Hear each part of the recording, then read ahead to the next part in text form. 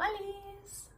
Hace relativamente poco me acabé este libro de aquí, La canción de Aquiles de Madeline Miller, y realmente no me había puesto a grabar ni a escribir ninguna reseña porque lo estaba superando un poco. Aparte de las vacaciones, lo estaba superando un poquito. Primero de nada, si no sabes nada acerca de la historia de Aquiles y de Patroclo, no busques nada. Y si no sabes nada de la guerra de Troya, tampoco. Prometo que no hace falta saber nada de esto para leer el libro, así que ves directamente a él. Aparte de esto, la escritora hace un glosario al final del libro en el que tú puedes ir y ver todos los personajes que incluye, quién son y qué importancia tienen tanto en la historia como en la mitología griega y en la historia griega. También explica la relevancia de cada uno en la propia historia y el por qué los ha incluido, y también la toma de decisiones que ha hecho a la hora de incluir a estos personajes. Por ejemplo, en la descripción de Aquiles hace una pequeña nota que explica qué mito ha cogido de Aquiles y el por qué. Por otra parte, si sabes todo acerca de la historia y de la guerra de Troya y eres una friki de la mitología griega y de la historia griega, lo vas a disfrutar mucho. Te da una visión diferente de lo que solemos ver o leer de los personajes, y también las descripciones son geniales. Dicho esto, vamos a hablar del libro, de momento, sin spoilers. El narrador / punto de vista sea Patroclo tiene mucho sentido y es desgarrador a partes iguales. También creo que es una genialidad de opción, sobre todo en los momentos finales del libro en los que describe a detalle lo que pasa, convirtiéndose así en una especie de narrador omnipresente. Lo ve todo, lo sabe todo, pero no deja de tener en cuenta sus pensamientos, sus sentimientos y sus recuerdos, a la vez que lo describe todo. Hay que tener en cuenta que esta no es una historia de amor, o al menos no es solo de amor. Aunque este retelling sea recordado por la relación de Aquiles y Patroclo, no podemos olvidar que no deja de ser una epopeya. Hay acción, hay política, hay tomas de decisiones, hay guerra y hay amor también, sobre todo porque estamos mirando todo desde el punto de vista de Patroclos.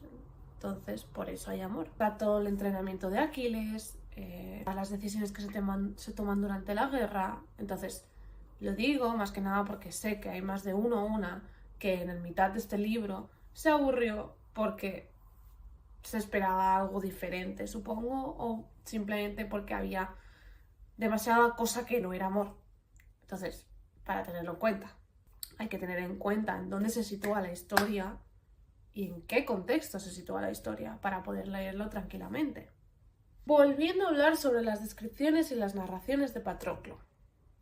Esta señora, la escritora, ha conseguido que, aun sabiendo cómo iba a acabar la historia, he tenido ganas de pararlo todo y cambiar el final e intentar hacer todo lo posible. He sentido tristeza y rabia aun sabiendo cómo y cuándo iba a acabar. Y creo realmente que es un factor que hay que valorar a la hora de hacer una reseña de este libro, porque me da la sensación de que es algo que no es fácil.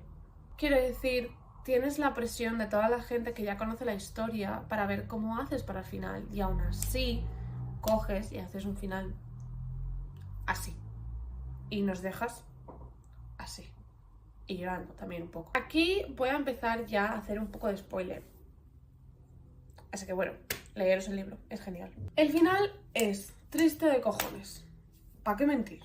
Los últimos apuntes relacionados con el final de la historia serían: tiene sentido que Patroclo sea el narrador por el simple hecho de cómo le está contando toda la historia a Tetis en la escena final del libro, con la esperanza de que ella pueda hacer algo, de que ella pueda devolverlo a la vida.